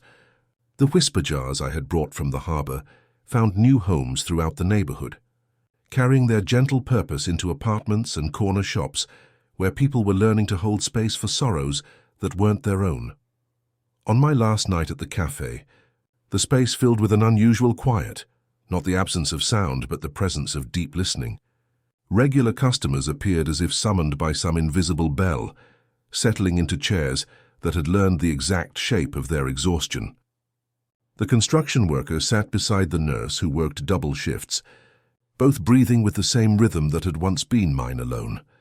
The morning of departure arrived, wrapped in fog thick as blessing, muffling the city's usual urgency and transforming ordinary moments into something sacred. Rin walked with me to the station, our fingers intertwined, both of us humming that wordless melody that had learned to carry multiple voices. "The birds I painted last night," she said as we waited for the bus. "They're flying in the same direction you're going, so you won't be traveling alone." The journey carried us through landscapes that shifted like pages in a familiar book, from neon, rivers and concrete canyons to rolling, fields that hummed with their own quiet music, until finally the harbour revealed itself as a constellation of lights pulsing, with the heartbeat of tides and weather and people who measured their days in gentle increments, of caring for one another. The town greeted us wrapped in gentle fog, the kind that blurs edges and softens sounds, making everything feel like a half-remembered dream. The air was thick with familiar scents of salt and damp earth, and the distant cry of gulls sounded like welcome. As we walked along the main street, the fog seemed to part just for us, revealing what had always been there waiting patiently. Between the bakery and Mr. Bartow's shop, where only brick and stubborn ivy had ever stood, the door now waited. The same door that seemed both new and as old as any memory I could name, its colour shifting with the angle of light. A child sat on the bakery step, chalk dusting their knees with sky-coloured smudges, drawing stars that leaned toward each other like old friends sharing secrets. They looked up with Lark's particular brand of welcome, a silence that says, "I have room for you." "You're the nap person," they announced with solid confidence. "Silas says the door is waiting." We stepped inside and the bell didn't ring so much as agree, a gentle chime that echoed through years of memory. Behind the counter stood Silas, his chalk-dusted fingers resting on a leather-bound ledger, his smile as kind and unhurried as the slow turning of seasons. "Welcome home, Rowan," he said, his gaze settling on me with warmth that felt like recognition. Then he looked at Rin with a gentle nod. "And welcome, traveller." "The ledger has been busy." He poured us tea that tasted of patience and mountain streams, and the steam curled in the air like the gentlest lullaby. I felt that familiar drowsiness settle at the base of my skull, not the sleep that calls you to bed, but the kind that slows your breathing and lets you listen all the way to your bones. "I thought you were a devil," I confessed. My voice softer than intended, Silas chuckled, a sound like dry leaves rustling in gentle breeze. "Most things misunderstood are called devils. I am not a devil, Rowan. I am a keeper of doors. And of promises." He tapped the worn cover of his ledger. "The bargain was never with me. It was always with the dawn. One small goodness, one gentle act, for the promise of tomorrow. A reminder that light will always find its way back, as long as someone remembers to leave a window open for it." He explained that his role was simply to mark the ledger, to record the quiet acts of kindness that invited morning home, and to ensure that the rhythm of giving and receiving was understood. The whisper jars, the chalk stars, the soft words, they were all part of this continuous conversation with the world, a way of reminding the universe that gentleness was still possible, still necessary. "You taught the city how to breathe," he said, his eyes twinkling. "And in doing so you taught yourself that the bargain is not a burden, but a rhythm, a dance." He looked at Rin, then at Lark's scarf still clutched in my hand. "And you brought back the melody richer than before, because it learned to live in more hearts than one." I felt the last threads of confusion unraveling, leaving behind clear, quiet understanding. The drowsiness that followed was complete and profound, not the sleep of exhaustion, but the peace that comes from truly understanding your place in the vast, gentle tapestry of the world. Rin's hand found mine, her fingers warm and paint-stained, a steady anchor in the dim, quiet magic of the curio shop. When we finally emerged, the fog had begun to lift, revealing the harbour in soft focus. The town felt less like memory and more like living, breathing promise. The melody that had carried me from the harbour town, through the city and back again, was now a full resonant chord, weaving itself into the very fabric of the air. It was a song of quiet wisdom, of legacies woven not in grand gestures but in small acts of kindness, and of the enduring truth that love, in all its forms, is the most powerful bargain of all, a promise that, when kept, ensures morning will always find its way home. And in that gentle understanding, I felt the world sigh with contentment, ready for whatever quiet wonders the lifting fog would reveal next. The years that followed moved like water finding its level, each season settling into the next, with the patient rhythm of tides that know their purpose. The fog lifted in thin veils, so the harbour could remember its colours, and the town welcomed us back not as strangers returning, but as notes completing a melody that had been waiting for harmony. I felt the ledger inside me adjust, less a book, more a tide finding a gentler shore, the promise clearer now and simpler than I had made it. One small goodness for the light that returns, one hush for the note that needs to be heard. Time softened my edges like sea glass, wearing away the sharp corners of youthful urgency until all that remained was a smooth, luminous surface that caught light and held it. My hair gathered silver the way the marsh collects dew, quietly and without asking permission. The drowsiness that had once followed my acts of kindness transformed into something deeper, not the sleep of exhaustion, but the peace that comes from understanding your place in the vast, interconnected web of care that holds the world together. Rin found her rhythm in the harbour's shifting light, opening a small studio overlooking the water where the air smelled of turpentine and patience. Her canvases became living poems filled with birds that looked like notes of a song about kindness, their wings catching light as if about to take flight into the very air Lark had described, the space between the notes where the true melody lived. She painted gulls with the wisdom of ancient mariners, sparrows with the courage of small promises, and flocks that arranged themselves into constellations, whispering tales of shared burdens and collective flight. The nap cafe in the city continued to breathe without our constant presence, thriving under Mira's steady hand and becoming a haven where people practiced the art of laying burdens down. Letters arrived wrapped around pressed flowers, telling us of new sanctuaries opening in distant neighborhoods, of whisper jars appearing on windowsills we had never seen, of children drawing stars with chalk they had found in their own pockets, without remembering how it got there. The melody had learned to walk, spreading through networks of rest and kindness that had learned to sustain themselves. I learned to listen more than I spoke, to trust the silences more than the words. When people came seeking the comfort they had always found in my presence, I offered them not answers but space, a quiet attentiveness that allowed their own wisdom to rise to the surface. The sandwiches I made grew simpler, less about invention and more about the fundamental comfort of good bread and familiar fillings, each one a small edible lullaby. In the bakery's upstairs room, I started a small circle, just a handful of chairs, a tin of shortbread, and a gentle rule that no one needed to explain themselves to be welcome. We called it the hush because of what Lark taught me. The song is the air you leave around the notes. Someone would read a half-finished letter, someone else would set a jar on the sill without words, and every so often, a new parent would close their eyes and simply breathe while the room stayed kind on their behalf. The child who had waited on the bakery steps when we first returned kept showing up at odd hours, hair full of chalk dust and pockets full of questions. They loved the jars for their mystery, and the sandwiches for their reliability. I watched them learn the stairs song, where to pause, where the wood preferred to be stepped lightly, and it felt like handing someone a key without needing to tell them which door it fit. Silas appeared less frequently now, but his presence was felt in the way doors opened at exactly the right moment, in the particular quality of light that filtered through our windows during the quiet hours. When he did visit, it was with the contentment of someone whose work had learned to continue itself. "The dawn remembers its own name now," he said one evening, settling into the chair by our window with tea that steamed like captured clouds. "The bargain has become a song, and the song has become the air itself. The melody that had once belonged only to Lark and me, then to the city cafe and its weary visitors, now belonged to everyone and no one. woven into the very fabric of the air we breathed. The townspeople had grown older in our absence, their faces lined with years of weather and wisdom, but their capacity for wonder remained intact.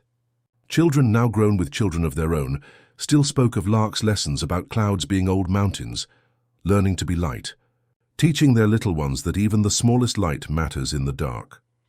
In the harbour evenings, when the water turned the colour of steeped tea, and the gulls settled into their nighttime quiet, I would sit with my back against the lighthouse's curved wall and let that familiar melody rise from somewhere deeper than memory.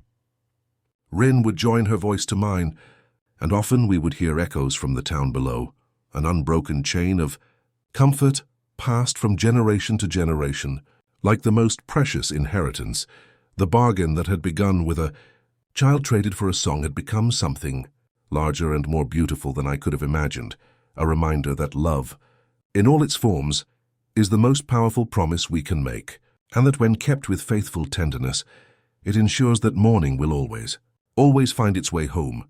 The recognition arrived like the first hint of autumn in the harbour air, not as a sudden chill, but as a subtle shift in the quality of light, a gentle reminder that all seasons have their purpose and their time. My hands, which had spent decades learning the exact pressure needed to soften sharp edges, began to prefer slower motions, each gesture deliberate and considered, as if I were finally understanding that presence itself could be the most profound act of kindness. The melody that had carried me from childhood through city streets and back to the harbour had not faded, but deepened, like a song moving from the surface of water into its quieter depths. I found myself humming it more softly now, leaving longer pauses between phrases, creating space that others naturally began to fill with their own voices. The drowsiness that followed my acts of gentleness had transformed into something that felt less like payment and more like invitation, a door opening toward whatever rest was waiting beyond the edge of all familiar. Rhythms. The child who had once waited on the bakery steps with chalk-dusted knees was now tall enough to reach the highest shelves, their hands learning the patient art of kneading dough and arranging whisper jars with the careful attention of someone inheriting something precious. They understood instinctively when a worry was ready to be returned to the sky, found their chalk stars had evolved from simple five-pointed shapes into elaborate constellations that seemed to breathe with their own gentle light. "Will you teach me the whole song?" they asked one afternoon, settling beside me on the harbour bench where the lighthouse keeper's cat liked to nap in patches of sun.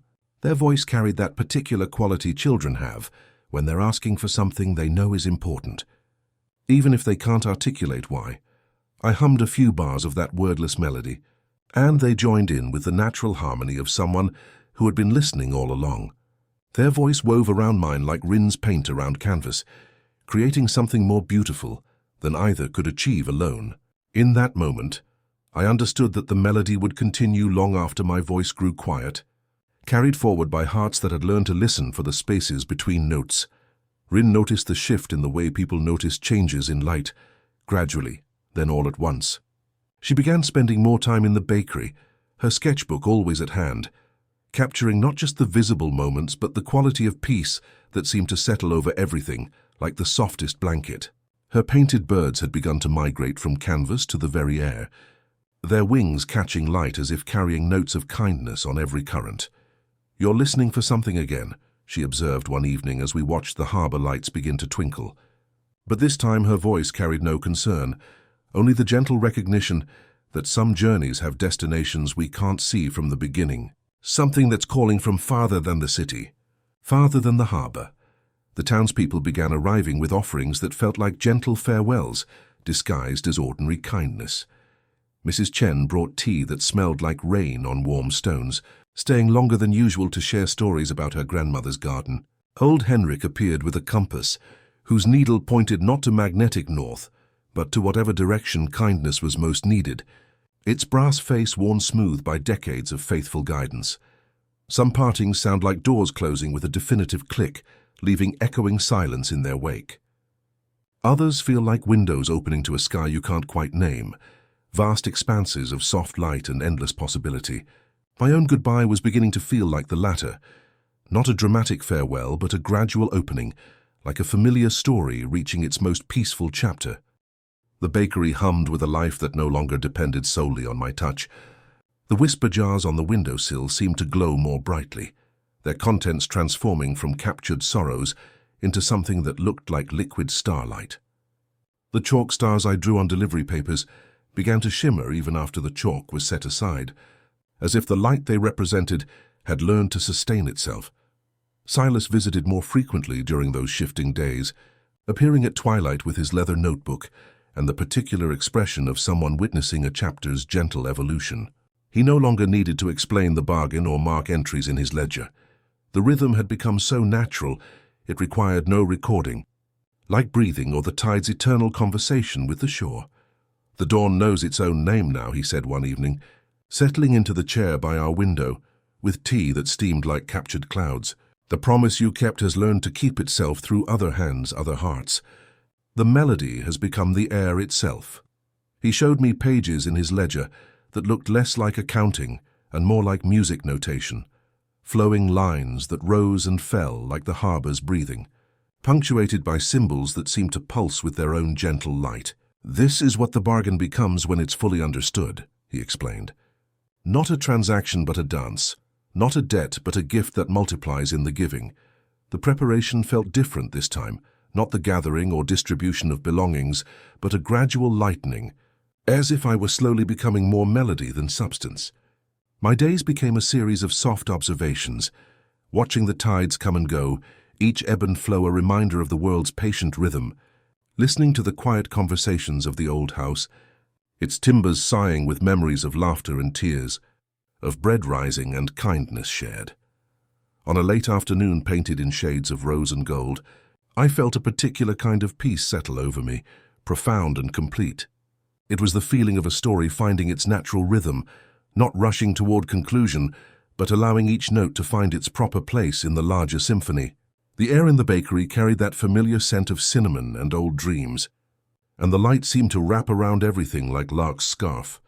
Warm and protective, the child who had become my apprentice understood before anyone else what was happening. They began arriving earlier each morning, staying later each evening, absorbing every lesson with the focused attention of someone who knows they are being entrusted with something precious.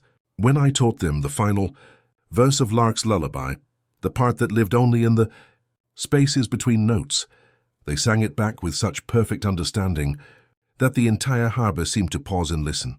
"It's not goodbye," Rin said one evening as we stood watching her latest painting. Birds poised in the moment just before flight, wings spread wide, bodies balanced between earth and sky. "It's like watching someone step into a song they've been humming their whole life." The melody I had known since childhood had expanded into a symphony, woven from countless acts of kindness that had rippled out from our small corners of the world. I could hear it in the careful tread of neighbors bringing soup to friends, in the shared quiet of people resting in circles, in the soft laughter of children learning to draw stars in sand. It was the lullaby that had once led a child safely through the thinnest hour, now sung by a chorus of hearts that had learned to trust in the returning light. As the evening deepened and the first stars appeared over the harbor, I felt memories arrange themselves like gentle constellations, Lark's laugh falling into mixing bowls, the give of glass under my touch, the warmth of Rin's hand in mine, the hum of the city finding its rhythm.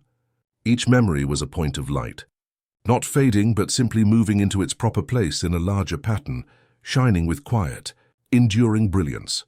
The understanding that had been growing all day finally settled completely. This was not an ending but a transformation, not a closing but an opening to whatever gentle mystery was waiting just beyond the edge of breath.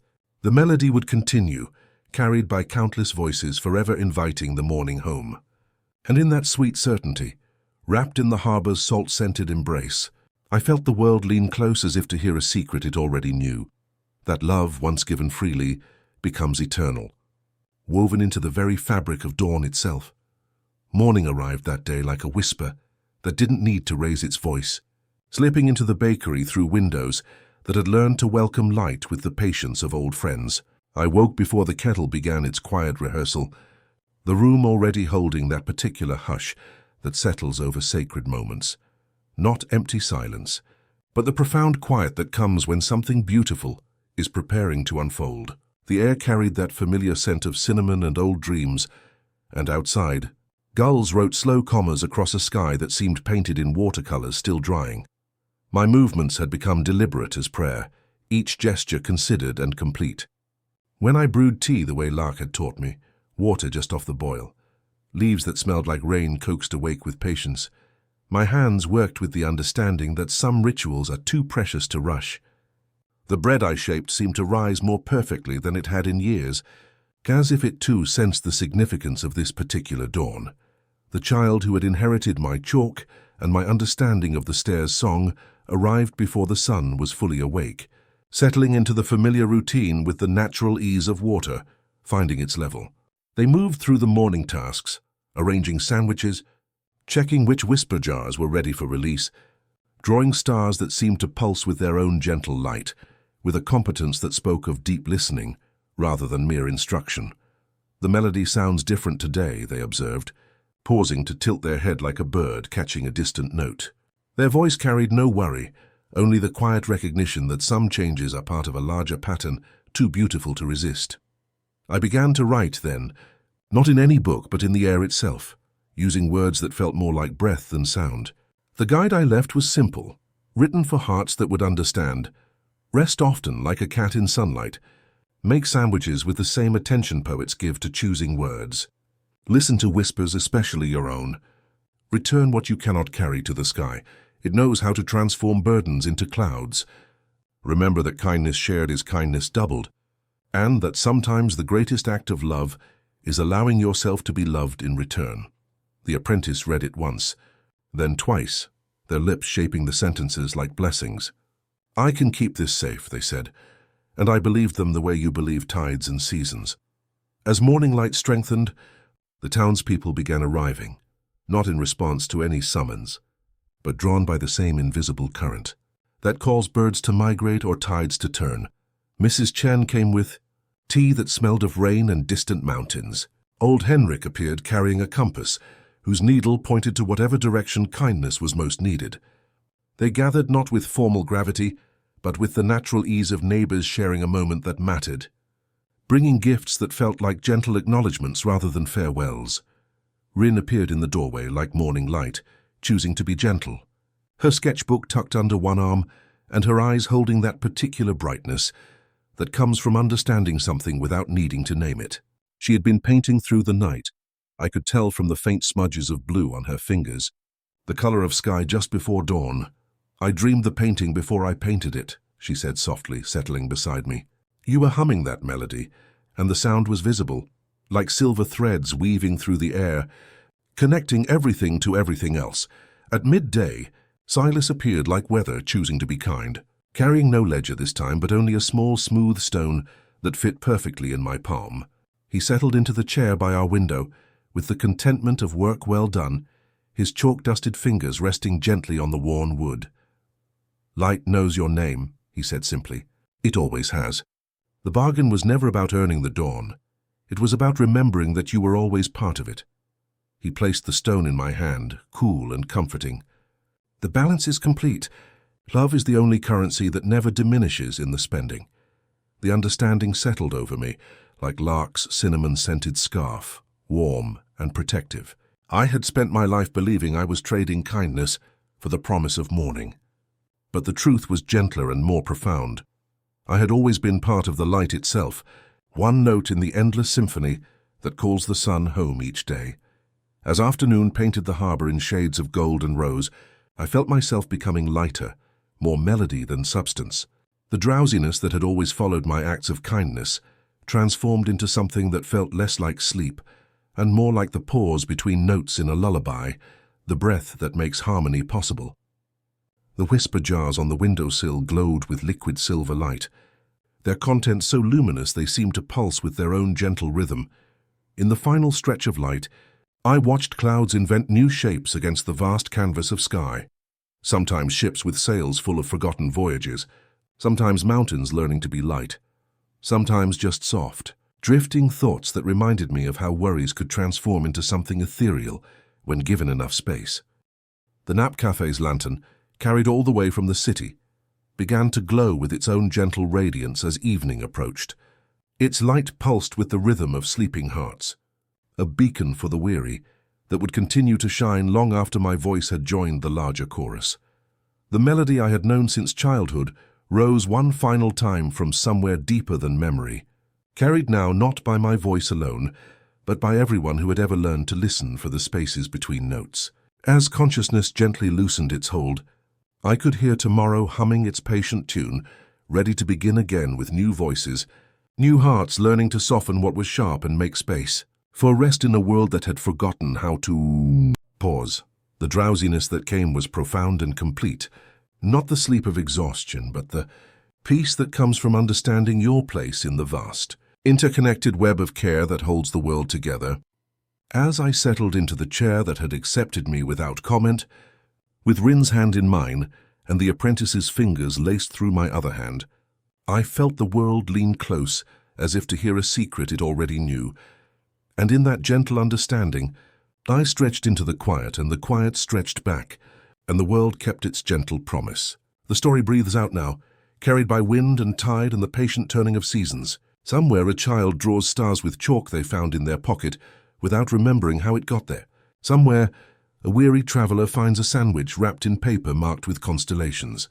The melody continues, humming its gentle promise that morning will always find its way home, and somewhere I'm still out there napping in the sun, humming a tune that only the dawn remembers, woven now into the very fabric of light itself, forever inviting kindness to bloom in the spaces between heartbeats, in the breath between one gentle act and the next. Thanks for spending this time with us. Sleep well. Everything's going to be okay, man.